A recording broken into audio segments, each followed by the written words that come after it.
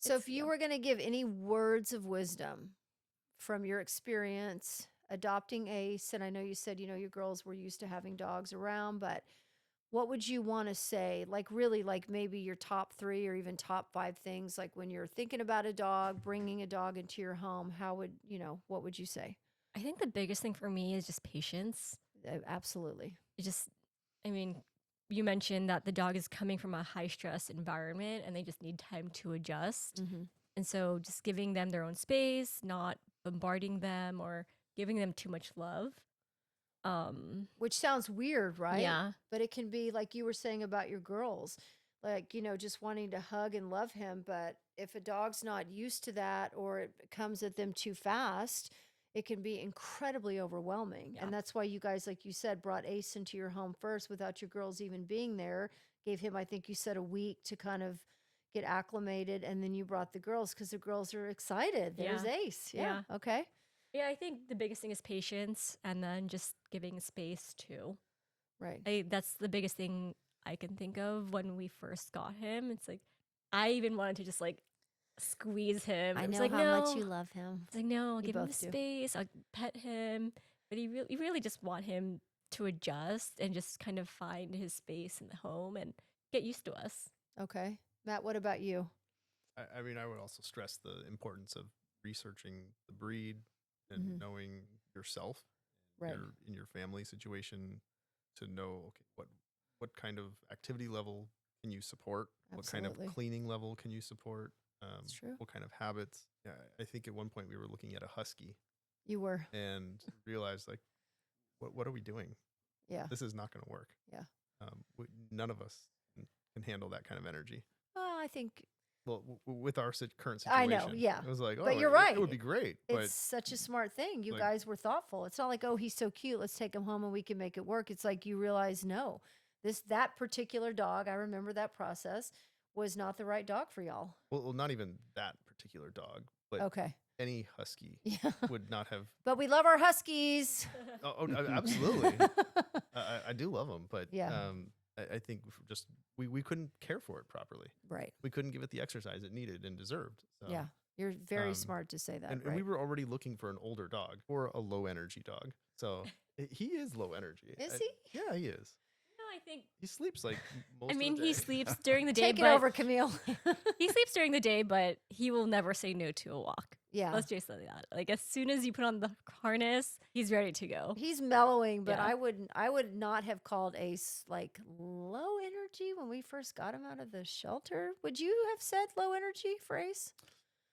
Maybe my memory is. I would say he's got a lot of endurance. Yeah. Oh, that's Yeah. an A actually lot of that's a endurance. great Have a lot of word. endurance, Actually, yeah. okay, He'll walk and walk and walk. yeah, Yeah, That's true. okay, He's got the But- endurance, but but he not the does energy to also run. love to lay around. Yeah. especially when he's inside after a walk and he's in his crate or something.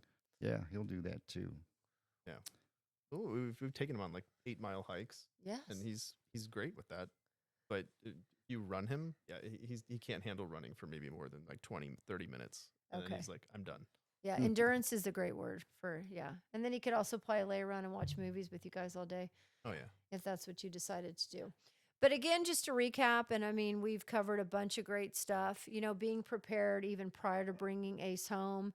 You had a crate, you had his food, water bowl, food bowl, collar, Toys. ID tag, leash. Yeah.